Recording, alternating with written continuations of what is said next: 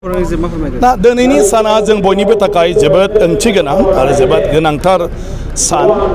आरो बे सानखौ जों बयबो मुंख्लं सान हिसाबै जों गनायथि होयो जों बयबो फालियो आरो दुलाराय बर' फरायसा आफादा बेखौ दिनैहाय खूब मोजाङै बे जमदुवाराव खुंनायनि लाहार फाहार खालामदों बिथांमोननि थान्दै जथुम लानायजों लोगोसे आरो बेवहाय आंखौबो हांख्राय हरदोंमोन गतिके आङो साबायखर बावदों दुलाराय बर' फरायसा आफादखौ दिनैनि बे सानखौ बिथांमोनहा रायजो राजाखौ लानानै गिदिरै बे मुंख्लंफोरखौ सिबिनायनि बे हाबाफारिखौ लानायनि थाखाय जिहेतु आथिखालाव जों नुबाय थादों क'क्राझाराव मेडिकेल कलेजाव सिभिल हस्पिटालखौ लांनायनि खोथा दावराव दावसि जाबाय थानायखौ नुनो मोनदों सारा बेनि बिषय मा बुंगोन बे जागासिनो दं बे दिनैनि बाथ्रा नङा आगोलनिफ्रायनो अदेबानि बे बेलायाव आगोलनिफ्रायनो मोनसे रायलायनाय जानानै दङ सिगांनिफ्रायनो जे मेडिकेल कलेजखौ जोङो जुदि गनायथि मोननांगौबा मेडिकेल काउन्सिलनिफ्राय आरो गभर्नमेन्ट अफ इन्डियानि मेडिकेल काउन्सिलनिफ्राय अब्ला जोंहा माखासे नर्म्स दं बे नर्म्सआ फुलफिल जानांगौ दा मेडिकेल कलेज गंसे जानांगौब्ला बे मेडिकेल कलेजाव माने मा होनो बायदिसिना बेमार जब्रा जानाय मानसिफोरनि माने बेमार नायजानो फैनाया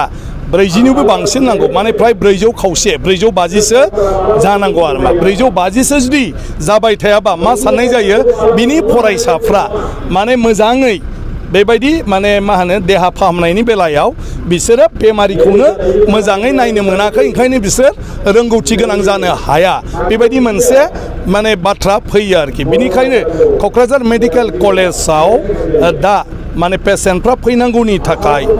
दिनै बेवहाय जितु जोंनि सिभिल हस्पिटाल बे सिभिल हस्पिटालनि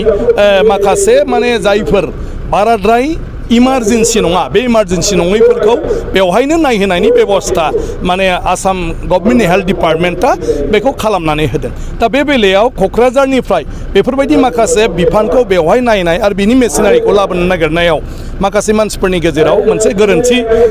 सानलायनाय फैदों गतिके आं सानो बे बेलायाव क'क्राझार जिल्लानि रायजो राजायानो जयै गासै आफादफ्रानो आरो गासै दैदेनगिरियानो जयै सावरायलायनांगौ बाथ्राया जाहैबाय क'क्राझार मेडिकेल कलेजाबो थानांगोन आरो क'क्राझारनि सिभिल हस्पिटालावबो इमारजेन्सि मानसिफ्रा बेवहाय ट्रिटमेन्ट लानो हानांगोन आरोखि दा ओंखायनो दिनै मेडिकेल कलेजाव जोंहा 30निबो बांसिन स्पेसियलिस्टफोरल' नङा प्रफेसारफोर एसिस्टेन्ट प्रफेसारफोर दंफैजोबो जायफ्रा गोबां रोंगौथि गोनां डक्टर गतिके बेवहाय जोङो गुवाहाटी GMC बा कचबिहार बा बेबायदिनो बङाइगावफ्राव थाङालासिनो क'क्राझार मेडिकेल कलेजाव बिनिख्रुइ साबसिन हामसिन डक्टरफ्रा दा दंजोबो नाथाय जोंनि मानसिफ्रा बे बाथ्राफोरखौ बारा बुजियैखाय क'क्राझार मेडिकेल कलेज देबोरगावआव थांनो नागिरा आरो बे थांनो नागिरैनि थाखाय माने बेमारि मानसिफ्रा बेवहाय नुजाथिनाया खम जायो आरो बिनि थाखायनो मेडिकेल काउन्सिलनि जितु माने मा होनो बेवहाय पारमिसन मोननांगौआ आरो बे मेडिकेल कलेजआ एप्लिकेसन मोननांगौआ उनावहाय गोब्राब जाहैगोन बिनि थाखाय जाहाथे मेडिकेल कलेजाबो थायो आरो सिभिल हस्पिटालबो थायो बिनि थाखाय सरकारा बे खामानिखौ मावबाय थादों अदेबानि जायगायाव बायदिसिना लकेल इस्यु लादों बेयो फैयो सेन्टिमेन्ट नाथाय बिदिखौ खालामबाय थाया जासे जोंनि मानाव गेदेर दैदेनगिरिफ्रा ज' जिरायलायनानै मेडिकेल कलेजाबो जाहाथे सिकित्सा मोनो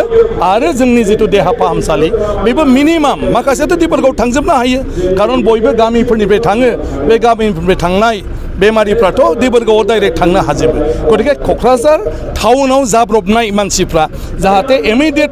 ट्रिटमेन्ट मोनो बिनि थाखाय क'क्राझार माने सिभिल हस्पिटाला बेबो सोलिबाय थागोन बे लेभेलसिम गतिके बेखौ जोङो रायलायलायनानै दिहुननांगोन लामाखौ खालि जों बादाल' होबाय थायोबा प्रतिबादल' खालामबाय थायोबा मोननैबो थानाय नङा डक्टर थानाय नङा सोरबा थानाय नङा दावराव दावसि जायोब्ला अब्ला मेडिकेल कलेजाबो उनावहाय बन्द जाहैगोन आरो सिभिल हस्पिटालाबो नोरजिया जाहैगोन आरोखि ओंखायनो बे बेलायाव बे फिसा मोनसे मिसआन्डारस्टेन्डिं दंलायो आं सानो सावरायलायोबानो बे जेंनाया जोबो थेंक इउ सार